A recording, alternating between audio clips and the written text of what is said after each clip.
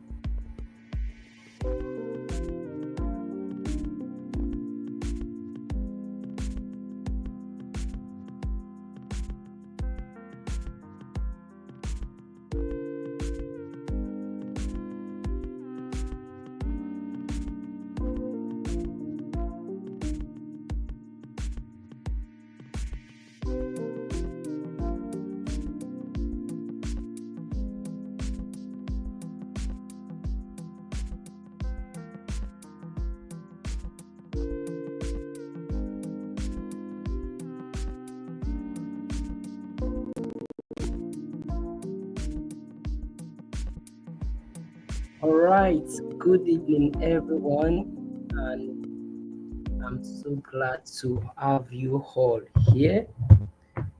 Um, we'll be starting now.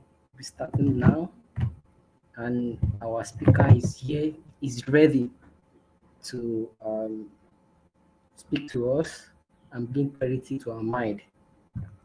So, welcome to today's webinar. Welcome to Bloomin's webinar. And my name is Success, and I'm the marketing manager at Bloomin. And I'll be your host for today. Yeah, I'll be your host for today. So, we have Mr. Chiebuka Itanyi with us here, and he'll be sharing with us on how to turn pain points into ideas and execute them like a startup. Majorly when you are starting up a business or maybe you have an idea, what really sprout up that idea is actually what a problem. You are trying to solve a problem, and if you check the most one of the most biggest companies or any startup around you, you see that they are trying to solve a problem. It can be we have different startups in different niches. We have fintech, edtech. So the startup in the fintech solve problems that are related to financial problems. The startup in the edtech solve problems that are related to health. Startup in the edtech solve problems that are related to education. So now maybe you have the idea to start up a business, but you don't actually really know how you can start. You don't actually know how to transition from the point of view um, of maybe you don't know how to transition from the ideation state to actually executing them. Ideas can be interesting actually, but executing them is actually one of the main things there. You can have an idea, and if you are not executing them, it's actually not visible actually. So now we have people joining us. Yeah, we have people joining us. We have Bita Payomide. He's saying hi. We have Lutana Hago say well done. Please, if you are here, can you please tell us your name and where you are joining us from? We'd love to know you and actually connect with you.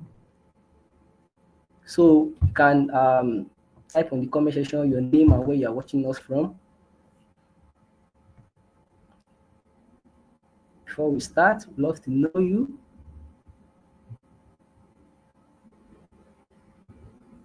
All right, while you are doing that, let me quickly introduce. Wow, Mr. Lutana said he's joining us from UK. So glad to hear that. You are welcome, Mr. Lutana. Yeah, another person? Anybody?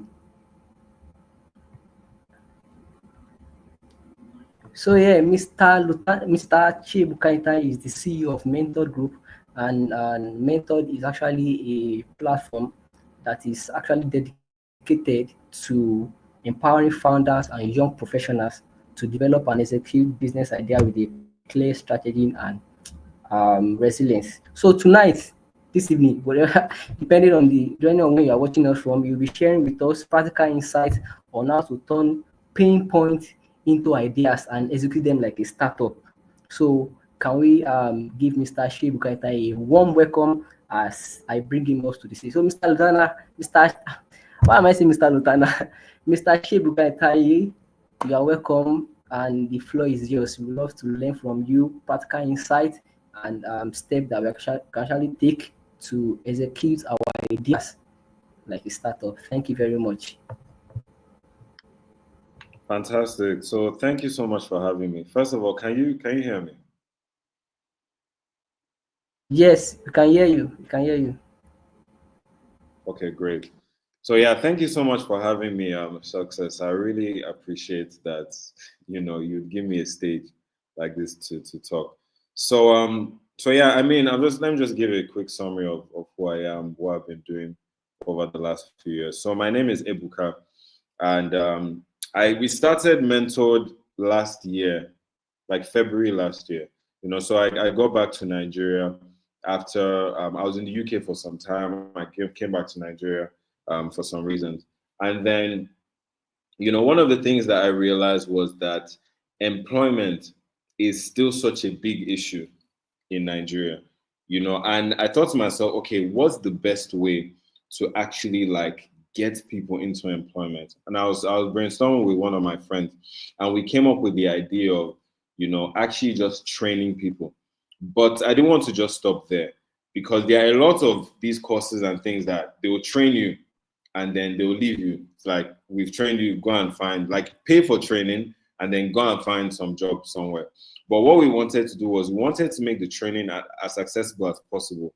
And then once people are done, we will then place them into not necessarily jobs, but into like, we'll basically like outsource them, as individual contractors or as remote teams, to international companies that are looking for this talent. Because the thing we also realized was that there is a lot of demand for affordable talent in technology, but then there's not a lot of demand. Although there are a lot of people that want to fill that demand, they don't have the skills needed to do that. So that's where Mentored was born.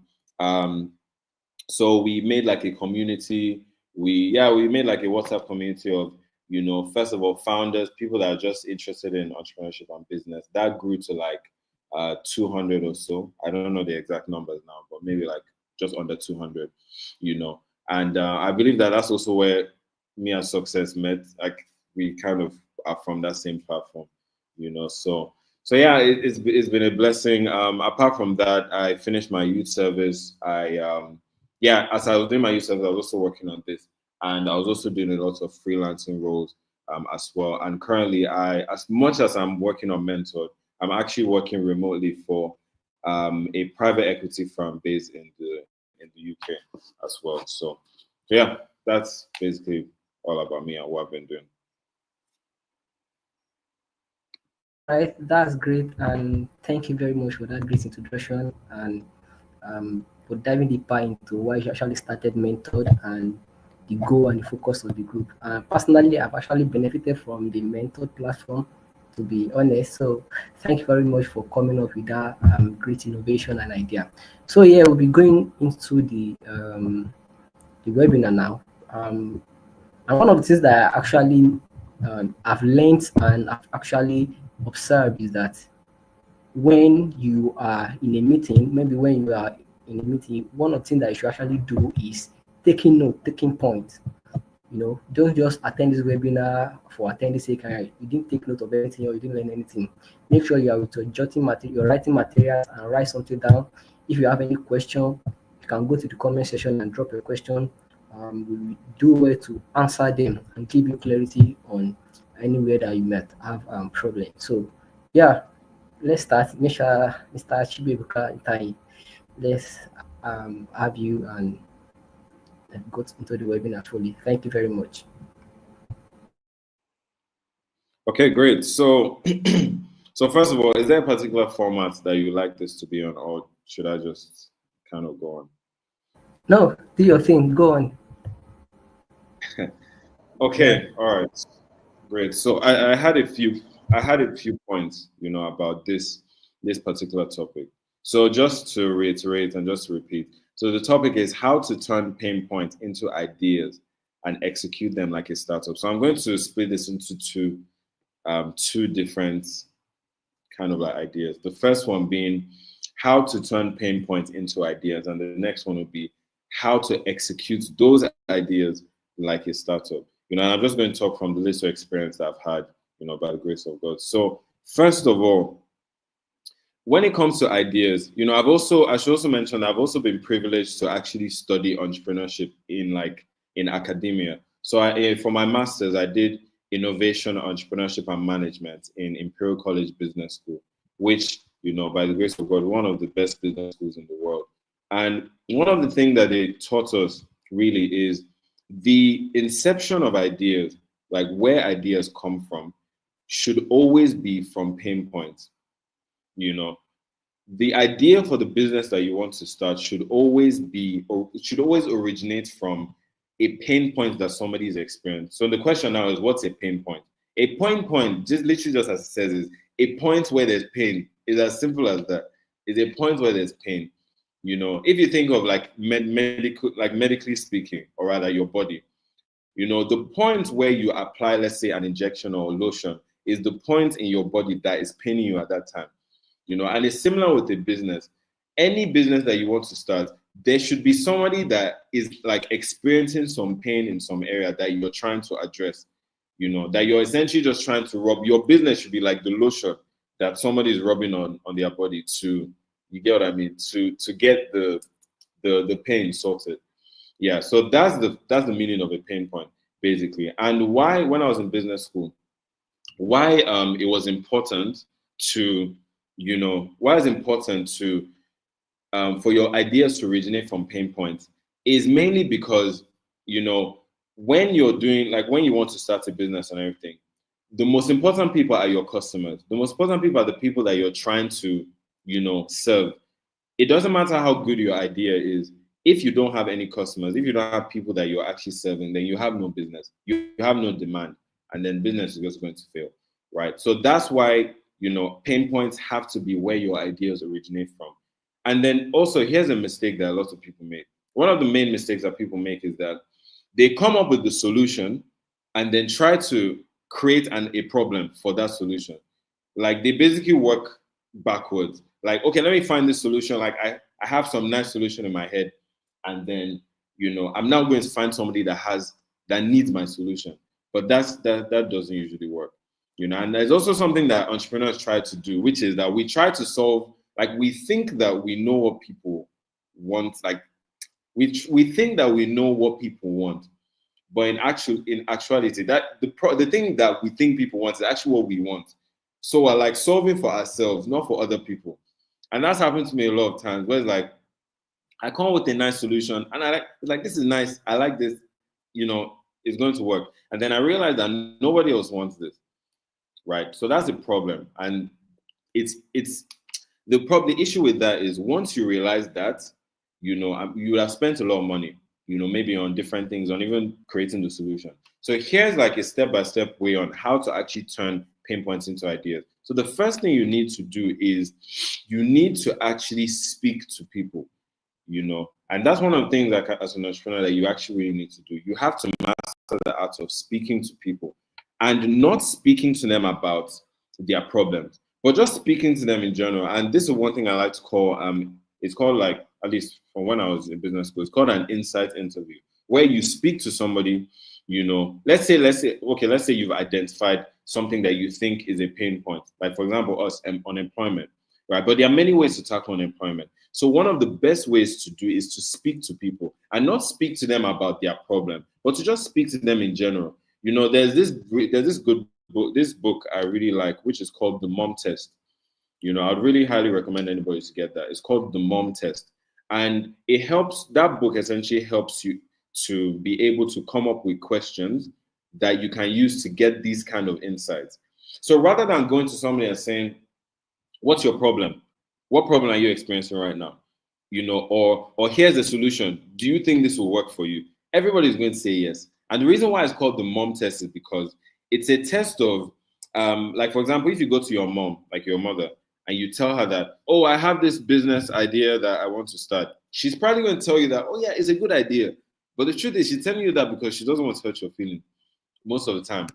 So that book, it really helps you to, come up with good questions to actually the kind of questions you need to get those good outputs. So once you finish speaking with people and you like thematically highlight a particular pain point, the thing that also another really famous like um, school, which is called YC, Y Combinator. One of the things that the founders always say, like the people that founded it always say, is fall in love with the problem and not the solution.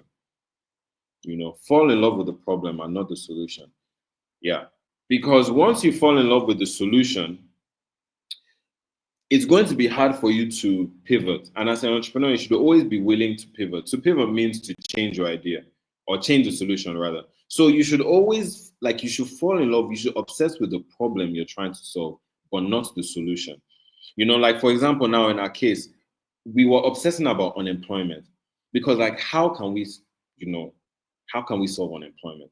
And like I said, there are many ways to solve unemployment. You can go this way, you can go that way, you can do that way. So we fell in love with the problem and not a solution because this wasn't our first solution. We had a number of different solutions before this.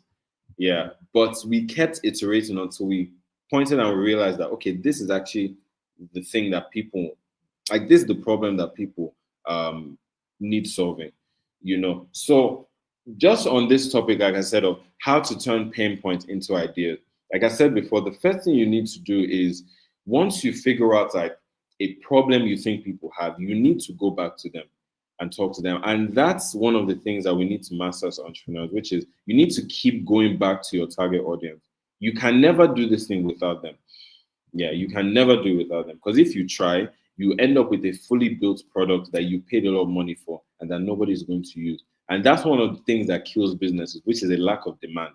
You make some MVP, some solution, whatever, and you think, oh wow, this is going to change the world, but like nobody wants it because you haven't built it with them in mind. So like I said before, you find the pain points, you talk to customers, you talk to your, the people that you believe are the people you're trying to target. You talk to them, you ask them the right questions, you get the right insights, and then from there you can now start to develop your solution. And then the thing with the solution is that there are going to be many iterations, but that's fine. You need to be comfortable with iterating, with changing things continuously. So that's that first part about how to turn pain points into viable ideas. So yeah, that's just the first part of it. But before I kind of go on, I don't know if maybe anybody has any questions or if yeah, any like inputs or anything, or should I just kind of continue? You can continue. If anybody have any question, you can just drop your question in the comment section, and we'll do it to attend to them. We love to take questions at the end of the session, so we can um, have time to actually learn. Yeah. Okay, fantastic. All right, so the next part of what I wanted to speak about is how to now execute those ideas like a startup. I mentioned a book already, which is The Mom Test. Another important book I'll mention is it's called The Lean Startup by Eric Ries. Yeah, The Lean Startup. So I mentioned two books, and you should also be comfortable as an entrepreneur to read books, to talk to people that have done this, because one of the things that I feel like one of the main kind of drawbacks and downfalls of entrepreneurs is pride. We tend to think that we know a lot, but humility is realizing that you actually don't know that much, and that every who's the author of the Mom Test? That's a good question. Um, Let me actually find that out. I was actually thinking about it, like, who's the author again? Let me find it out. Bear with me. The Mom Test. Okay. So just 2 seconds. Yeah, the mom test was written by Rob Fitzpatrick. Rob Fitzpatrick. Yeah. He's a tech entrepreneur and a YC alumni, like a Y Combinator alumni. So that's Robert Fitzpatrick. Yeah. Fantastic. Good question. All right. So moving on. So, like I was saying, one of the main downfalls of a lot of entrepreneurs is pride. We feel like we know everything. We feel like, oh, I know my industry so well. But the truth is, humility will like take us a long way forward. Humility, realizing that I don't know that much, or rather realizing that I don't know anything actually, and a lot of people are better than me at this. So why don't I just go and reach out to those people? And that's one of the things that I really, can't really hear gives me. you. Well, you can't hear me. Hello, hello, can you hear me now?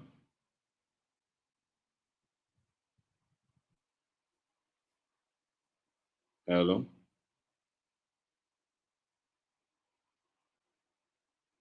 Yeah, can you hear me now?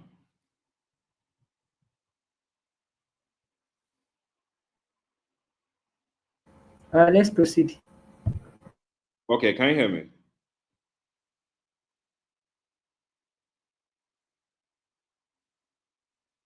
Um, Success, can you hear me? Can anybody else hear me? Or nobody can hear me?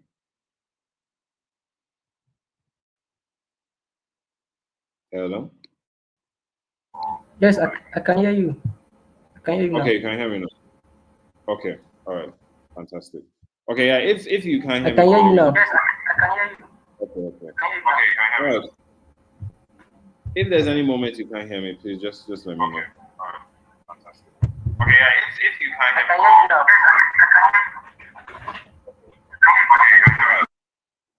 All right, cool. So let me just continue. So yes, like I was saying, humility will take us a long way, because humility is realizing that I don't know much, or I don't know anything. And that humility is what's going to help, like, let you reach out to people, read books, and also learn from your fellow colleagues.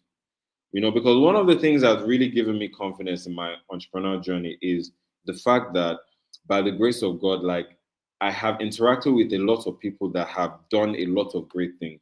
Like for example, one of the people I really look up to is I'm sure we most of us should know him. In Olua Aboyeji, who is the person that founded Andela and Flutterwave and all these things. And I've had a chance to speak to him personally, one on one, and everything. And it also helps that he went to my secondary school, which was Loyola. So it's like we have that small connection as well. So I mean, it's important, So that's why, as I'm mentioning all these books, you have to invest in books. That's how you're going to learn. So yes, how to execute ideas like a startup. The best way is to employ the lean startup approach. And what's that? The lean startup approach is basically an approach where it's like, okay, let's look at the word lean. Lean means to do things with the minimal amount of cost. You know, that's what it means to be lean, right? If you think of somebody that is a lean person, it's like somebody that is thin, right? Let's say they are not too big or whatever, like body wise. So as a startup, you have to be lean in your operation, especially when you're starting off, because one of the things that you need to do as a startup to succeed is to achieve something called product market fit. That's the aim of every startup. And product market fit is basically what product market fit is. It's basically when your product fits with the market. That's literally what it is that moment where you can be sure and you can validate that the business that I've started, like people actually want it. There's demand for it and people are actually purchasing it. That's the moment every startup needs to get to. Unless you get to that moment, then you are not a business yet. You need to achieve product market fit before you can even think of scaling and all these things. So the way to execute your ideas is to use a very lean approach. So I'm just going to go through a step-by-step way of being lean. First of all, like I said, you have your idea, right? The second thing you want to do is to come up with a solution. And like I said, the way to do that is to speak to people, to speak to your customers, get this insight from your customers. And once you get the insights, you make a solution. Once you make that solution, you take it back to your customers, your potential customers, and you get feedback from them. Once you get that feedback, you need to iterate, which means that you need to edit that solution you made and take it back to your customers. It's like a repeated process. You have to keep going back to your customers, and you have to keep having that willingness to change and to do things differently. That's how you achieve product market fit, and that's how you actually execute a startup. You need to keep taking it back to your potential customers. You need to keep making sure that this thing that I've made, like, people actually want it. And you need to refine it to the point where you achieve product market fit. So that's actually how to execute it. So, for example, we mentored. We went through so many different iterations, and thankfully we had the mentored group chat, which is also something I would say you should have your customer base in one place where you're able to ask them questions and everything. So with us, we initially wanted to do it like a social media kind of app thing where it would be like a LinkedIn kind of thing where you go there, get some advice about your career, potentially get employment and all that. And we realized that won't really work. After we took it back to our customers, we realized that that's not going to work. Then the next thing that we tried to do was we tried to do like a mentor-mentee thing, a mentor-mentee thing where we started with, we tried to recruit some mentors on a platform. And then as a mentee, you could come and speak to them, you pay some amount, and then we'll get a commission and then everything. And we slowly realized that would work in, let's say, a first world country. But in Nigeria, it's not as clear-cut because the disposable income of people is not a lot. So a lot of people are not willing to pay for some guy, like, or some girl or whatever. Like, do you get what I mean? And then even we realized that the money that our mentors would demand would be too much. Like, the money that they would demand that the thing will be worth their time would be more than what people are willing to pay. So realize that that's also not going to work. And also we tried to change it, like trying to change the currency. We even tried to do it for free at some point. We also realized that that's not going to work because the thing is, if you go to like some mentor or whatever and you tell them about your problem, they are not going to solve the problem that you have. So you're basically back at square one. So after all that, going back and forth, we now landed on our current business model, which is, like I said, training people for free, completely free of charge, and then outsourcing those people. And we're currently using something called an income sharing model, where once we get the project for the people, the clients will pay us. We'll take our margins and then we'll pay the talent that we have. So at the moment, we've already started. We've concluded cohort one. Like, we picked the people that are going to be in our cohort one, which are going to be 5 people, 2 front-end developers, 2 back-end developers, and 1 UI UX designer. So that's going to make up our core, team. So at the moment, from next week, we're going to start training them and everything. And we're also going to start reaching out to companies to actually pitch the people that we have so they can start giving us projects. So yeah, that's basically how to execute your newfound idea like a startup. You need to be lean. You need to keep iterating. And you also need to just, you need to be open to change, honestly. Like, I even know some people that have raised money. Like, thankfully, by the grace of God, I know a lot of people in my network that are startup founders and everything. And there's this one guy, right, that he had even raised the money. He raised like $1.2 million. Like, he had raised it from a venture capital firm. And he even needed to pivot because he realized that he had actually not achieved product market fit yet. So even after you raise and everything, you may realize that I still need to pivot. Yeah, there are lots of famous companies that we know that pivoted. Did you know that Amazon, at some point, they only sold books? Like, they were like a bookstore. That's all they did. And then now they had to like add more things and everything. There's even a famous one. I'm trying to remember. I think it was Instagram or something like that. I think Instagram was, no, I don't think it was Instagram. It was like YouTube. What was this thing? It was originally something completely different. And then they had to now pivot to what they are currently doing. So you have to be very open to change. You have to be willing to change things around in order for you to succeed. So yeah. Okay, how significant was the pivot? Well, to talk about us in particular as mentored, it was very, very significant. Okay, yeah, PayPal had to pivot. Yeah, I think a number of companies have had to pivot. You just never know because you met them when they were already big. But if you also, I think that's also something that it goes back to that thing of being humble, which is going to actually learn the stories of all these companies that we use all over the place.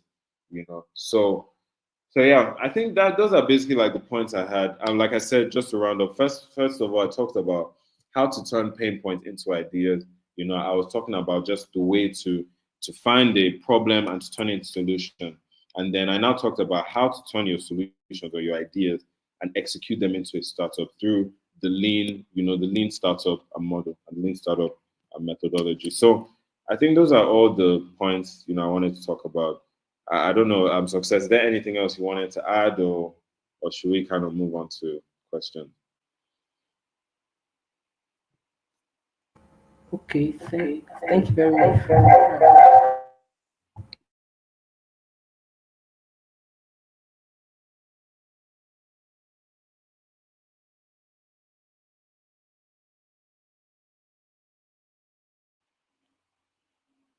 We can't hear you, by the way.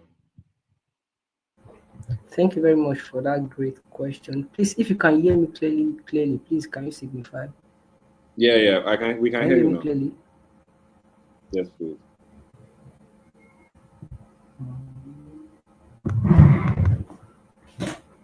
Okay.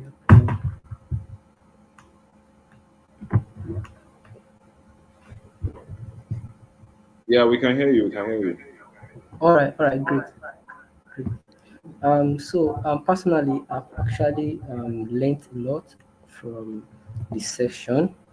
Um, when it started, he said, if you have an idea, learn to speak to people. Yeah, that's one of the. Uh, Before I go, I think we have a question, but we um, go to that later. Just wanted to share my what I actually learned from the session. We said learn to speak with people. Also talked about falling in love with problems and not the solution, and that is very very important because you have to actually fall in love with the problem you are trying to solve than the solution. It is the problem that actually bring that idea of you starting the particular business.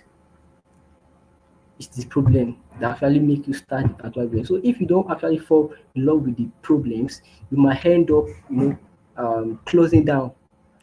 If you're only there for the excitement, it can be exciting to have an idea. You like when you have an idea, is you feel excited. Oh, I want to solve this problem. I want to do this. I want to do that. But the real work is in the execution. How can you? What step can you take to really solve this problem? So you have to really understand, even apart from you falling in love with the problem, you have to really understand the problem itself. Yeah, you have to really understand the problem itself. We also talk about iteration. That is, I think, very, very, very important and a very, very great point because you know when you start, you don't know where you be where you are headed to actually.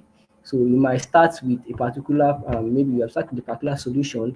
Just in the case of Amazon, they started selling books before they move on to having a digital store where they sell a lot of accessory.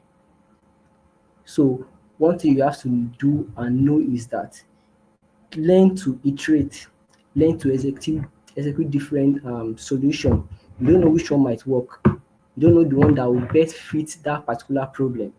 So I would say that's basically what I learned from the session. So moving straight to the question that we have here, Olani is saying, "What I'm coming? What do you think is the best strategy to find product market fit? What do you think is the best strategy to find product market fit?" Yeah. Yeah, that's a very good question, Olani. And like I said before, I think product market fit. No, I think, but product market fit is the most critical milestone for any startup. Yeah, unless let me just say that to context. If you don't find product market, your business is 100% going to fail. Yeah, and I say that because your product has to satisfy a real need in order to survive. Like think of all the products we use. We use them like the businesses. that are big because the demand for them is high. And that's the thing that we need to find out. Like, how do we actually get demand? And I'm just going to note down a few points here that I've kind of like I've noted down. So first of all, like I said before, the first thing is start with a pain, not a product or not a solution. Start with the problem. That's the best thing to do. You have to start with the problem, you know. Yeah, start with the problem and not the product. You know, identify a real like a real pain point in the market that you're serving. Yeah, and one of the things I really like I really like to focus on is something called a niche. A niche is like a specific part of, let's say, a market or an industry. You know, like let's say, for example, let's think of YouTube, right? Let's say there's a YouTuber that focuses on like a finance YouTuber, let's say, for example. But there could be a YouTuber that focuses specifically on, let's say, Africans overseas, like the finances of Africans overseas. Now that's a niche because you're targeting a small part of the market, right? So I'd even encourage you to focus on, let's say, a niche, right, where a lot of people are not playing in, and where like a problem a lot of people are not solving, right? But the thing I should mention is that the problem with that is everybody has thought of a problem to solve. That's the truth. But the reason why you may not find a solution to that problem is because a lot of people have given up. And I feel like that's another thing that we need to overcome as founders. Look for hard problems to solve. Don't look for easy problems. Easy problems have already been solved. People, like, for example, let's say, I don't know, one of the things that people may want to do is, oh, I want to build a fintech. Like, I'm not saying that fintechs are easy. They are not easy, but it's such a saturated market that even if you try, I mean, how many money points and how many OPAs can we do? Like, there are so many, right? So look for a hard problem. Like, for example, in Mentor, we're trying to solve a hard problem, which is unemployment. Like, it's hard, but you need that's the best way to succeed. So look for a hard problem. So that's number one. Number two is define a clear value proposition. You know, in business, there's something we call the USP, which is a unique selling point. So what is your product's unique selling point? Why should people use your product and not your competitor's product? Like, why should anybody use what you have to offer? I mean, let's be honest. Why should anybody use it? So you need to define things like I said, the problem, the solution, as well as the benefit. Yes, what is unique about your own product? And for us, I'm going to keep using Mentor because we thought about all this. So one of our most unique selling points is actually this thing of not only will we train you for free, but we'll also place you somewhere where you can earn money. That is unique because a lot of people are not offering that, right? A lot of people are not offering that, at least a lot of these programs are really not offering that. You get. So, okay, moving on. Number three, so we're still talking about the best strategy to find product market fit. So number three is build an MVP that tests behavior, not opinion. So an MVP is a minimum viable product, which means it's basically what's the cheapest possible way to validate your idea. What's the cheapest possible way? Also, I want to mention, can you guys still hear me? Because I want to just make sure I'm not just talking. Can you still hear me? Can anybody kind of say anything to just make sure that you guys can hear me? Success, can you hear me? We can hear you. We can hear you. Okay, great. I just wanted to make sure. All right, so I was on the MVP. So after you found that problem, after you've gone on to the USP, and then the next thing is your MVP. I think we've all heard about MVP, minimum viable product. So like I was saying, what's the cheapest way to validate your idea? You don't have to build the whole product because most of the time you don't even have the money to do that. A lot of people feel like money is their biggest problem. It's actually not. Money is not your biggest problem. The biggest problem is how to actually validate that people want what you want, what you want to create. Because the truth is, I can give you $10 million today, right, and say, okay, here's $10 million, build something, and what you build might end up still failing. Yes, because this product market fitting is so important. So build an MVP that tests opinions, behaviors rather, not opinions. And what I mean by that is, find the cheapest possible way to validate your idea. For example, one of the things that we did as in Mentor is that we just created a Google form.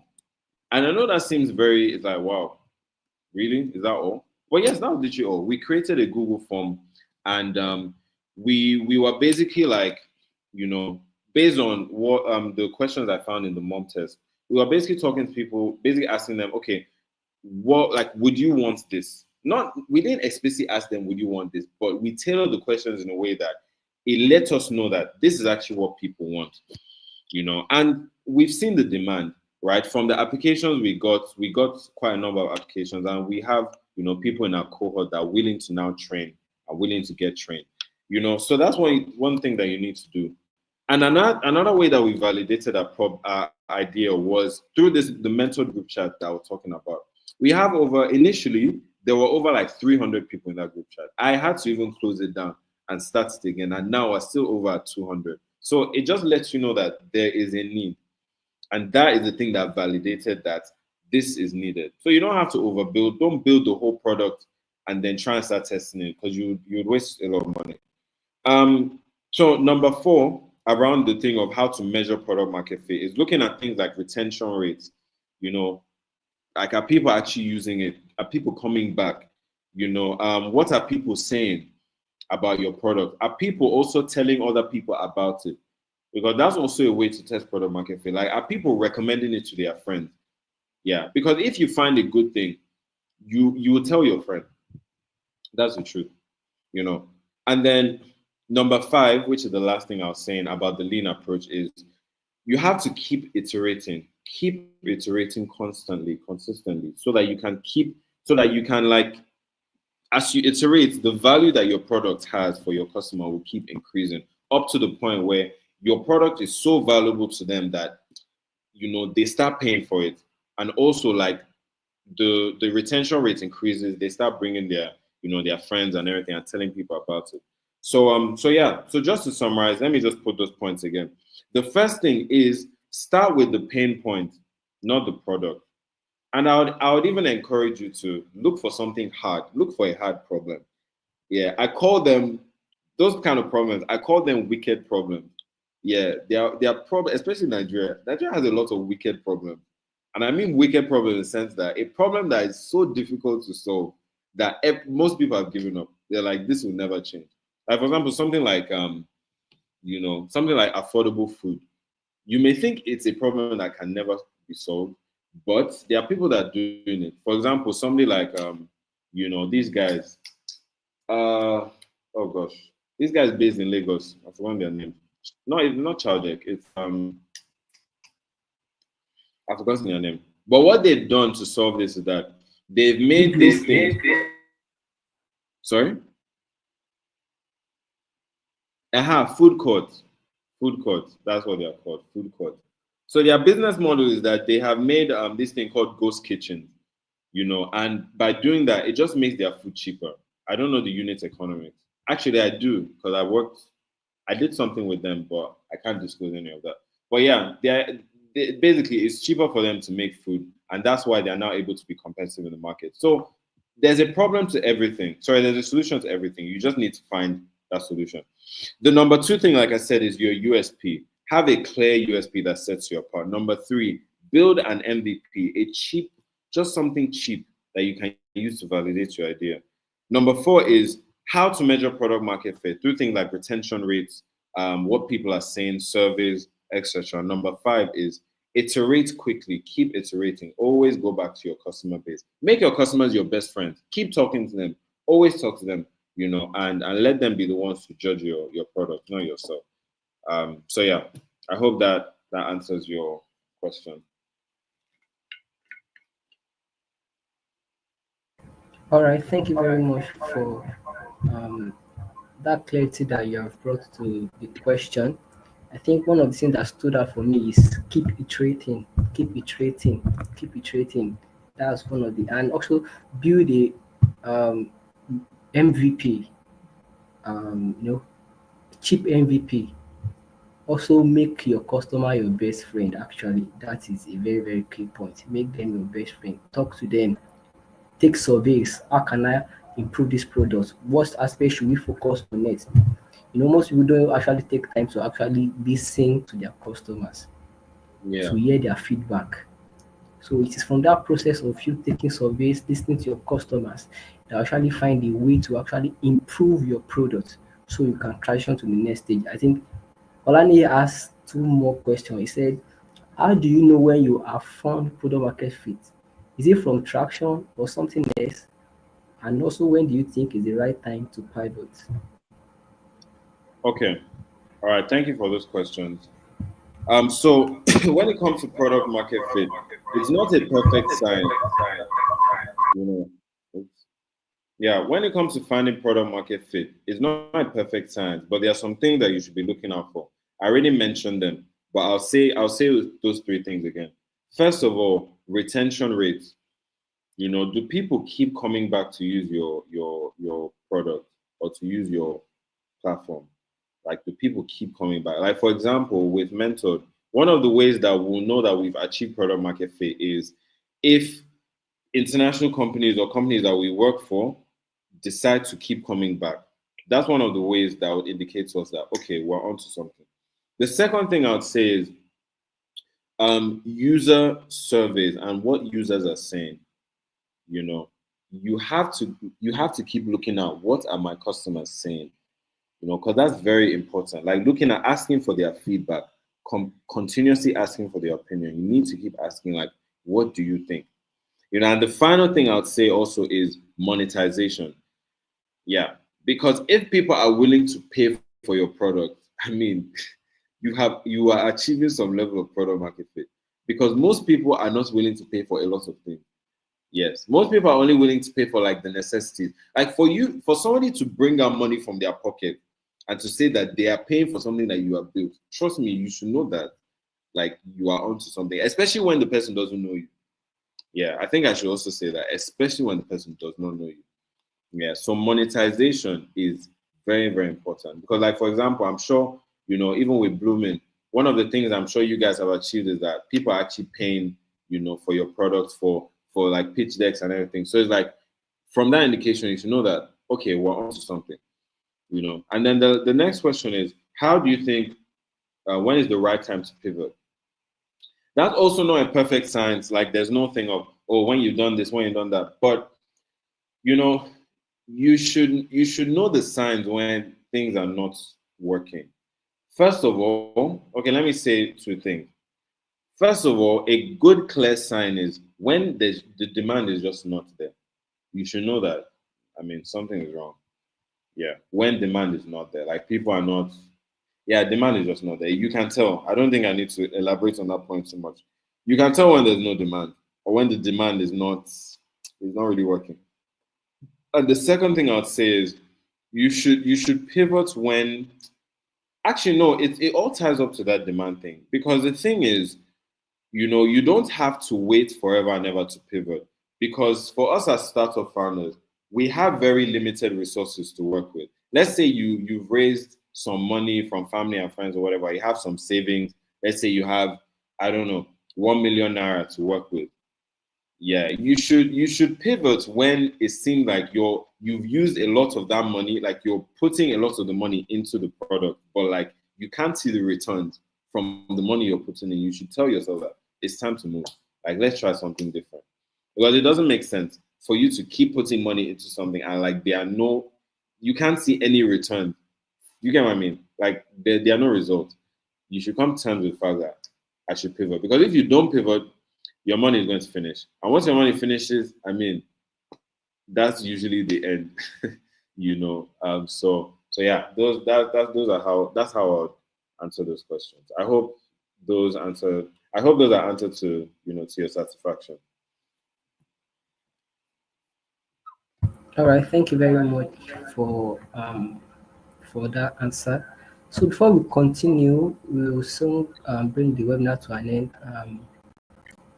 I will also talk about what we do at Bloomin. So Bloomin is a picture design agency, and what we basically do is design pitch decks that we help you win the investor's mind. You know, there is a part of you you organizing and having a well designed pitch deck. It's not really about the design but the structure. There are some important things that you should include in your pitch deck that will allow investors to actually have interest in your product and actually invest. So what you actually do as Bloomin is actually take you through the journey of you having a well um, concise and clear pitch deck that will allow you win investors and attract investors to your business. You know, whenever you are applying for funding or anything, what the investors or anybody require from you is, oh, send your deck, send your deck, send your deck. And when you don't have a deck that actually align the problem you are trying to solve, you don't have a deck that actually articulate how you are trying to solve this problem, they might not really come back to you and invest in your business. But if you have a well-designed pitch deck, a pitch deck that is clear to the investor, oh, this is what they do, this is what they've been able to achieve, you know, there is no way that they will not come back to you and invest in your business. So that's basically what we do at Bloomin. So I would love to actually play a video for you for more clarity on what we do. Please stay tuned. Um, coming. If you still have any question, please do it to drop them in the chat before we close.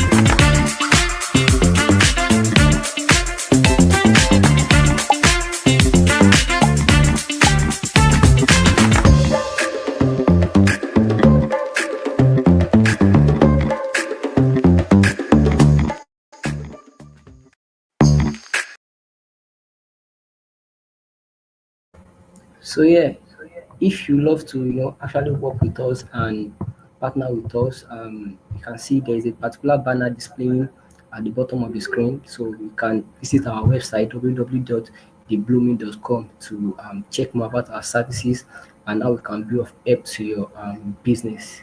So we also have a community, a WhatsApp channel community, a group where we share resources that will actually help you in your journey. As a startup, there are a lot of resources that you need access to. And sometimes if you don't have access to quality information resources, it might actually slow you down your journey. So we have a community of both of founders, like-minded people who share updates, information about how you can also improve your startup. So I will share the link in the comment section. So do wait to join. I would love to have you in our community.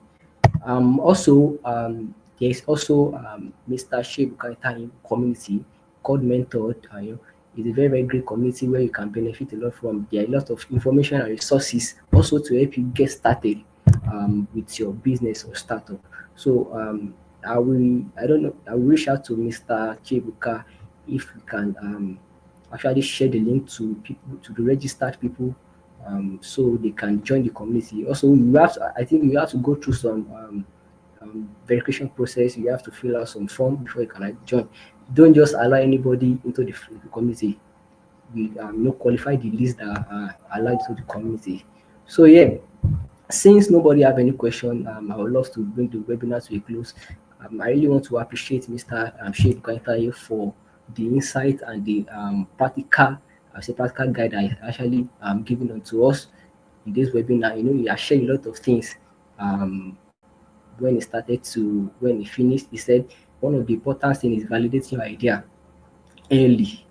Emphasis on the early. Learn to validate your ideas early, and also learn to iterate consistently. You might start with something that is working now, and maybe the next 3 months it might not actually work. So you have to go back to your drawing board and check, oh, what can I do to actually improve the business? What new solutions can I introduce to actually improve this business? And also, he said, learn to actually talk to your customers. Learn to talk to your customers. Know their Go back to them and know their pay points. Know where they are facing issue with your product, and they will actually give one of the best way you can get feedback from your product is to actually talk to people that actually use your product, because those are people that interact with your product, so they will give you valuable insight on where to improve in your product. And actually, another thing is stay connected to why you start. Fall in love with the problem. Fall in love with the problem. Stay connected to why you to your why. And I think I was reading a book, and he was talking about your why is your driving force. The reason why you start should be the push, despite the challenges that you might face. As an entrepreneur, as a startup founder, you surely face a lot of things, you know, especially if you are bootstrapping, funding here and there, managing the teams, getting the product out, marketing, and all of those stuff. It might be a whole lot on you, but then your why should be the driving force. The problem should be what you actually push you more to actually provide solutions to your target audience. So yeah, we especially appreciate Mr. Chiebuka Itanyi for taking out time to share with us. We do not take this opportunity for granted, and we look forward to have you some other time. So yeah, I don't know if you have any final words for us before we bring the webinar to a conclusion. Yeah, I have some. I just have one final thing to say. First of all, I do want to thank everybody that joined. I don't take moments like this for granted at all. I really, really enjoyed it. And also, thank you to Success and the team at Bloomin for inviting me. Honestly, like, I don't know who I am for to even be talking like this, but I just really want to say thank you. I really, really appreciate it. Like, I don't take it for granted at all. But the last thing I just want to say is that a lot of people are scared to start things, and I want to address, all right, I want to encourage you guys. If you're on this call, you joined for a reason, right? Or if you have like a solution, or let's say a problem that you want to solve and everything, or even a solution, but you're too afraid to start, I would encourage you. Like, I think this is the push you need to just start. A lot of people overthink, let's say, oh, what's going to happen? What if I fail? What if you fail? If you fail, I don't see failure as failure. I see failure as learning. If it doesn't work, you've learned. A lot of people see a lot of things don't work. You've just only heard about the success stories. You've not heard about the failures. Yes, you've not heard about 98% of the failures. You've only heard of 2% of the successes. So that's what I want to encourage you. You miss 100% of the shots you don't take. You never know that your idea could end up being the next, Andela, or the next Paystack. You never know. Or even if it doesn't work, the network that you get and the intelligence and knowledge you get throughout the way is worth it. So you never want to, let's say, look back 20 years later and say, oh, I wish I did this. You never want that. So I mean, let me just encourage you. Start somewhere. Even if you don't have any money, start. Start with the idea, yeah, start with the idea. I mean, and I also want to do something, which is I also want to give anybody here, I want to give like my contact. You can reach out if you feel like you have also an idea and you want to just talk about it. I'm also willing to, reach out to talk and everything. So I don't know how I can do this. Can I put in the chat? Maybe. Um yeah. You can What's up? put it in the chat. Yeah. Okay, all right, let me try and do that. It's telling me to sign into my YouTube. Let me do that quick. Do you see the chat? Yeah, I can see the chat. I'm just trying All to right. find. Mm, sorry, bear with me. Just one minute.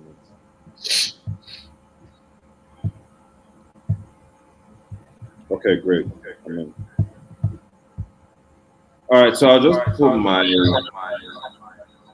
WhatsApp number so you can reach me.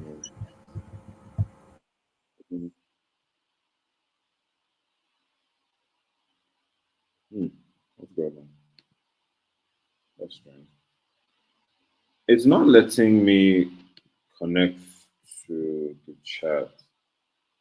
Okay, or maybe can somebody from the team maybe put my WhatsApp? I can just call it out so somebody can write it in the chat because I can't connect for some reason. All right. I think we will share it to the registered attendees through the email. Yeah, But exactly then I like that. think we can maybe call it out and I'll type it here and you know send it to the chat if that works. Yeah, I think to be fair, it probably just be better to send it to the registered attendee. That's probably fine. Okay, that works. That works. So thank you very much for. I think I really got a lot of things from that conclusion. I think what I'll just tell you guys is just do it. Like just do it. Don't be afraid to start any idea. Don't be afraid to start that business. As you have said, you miss 100% of the chances that you didn't take, and that's the fact. Most people will look at the success story of the most of great businesses now.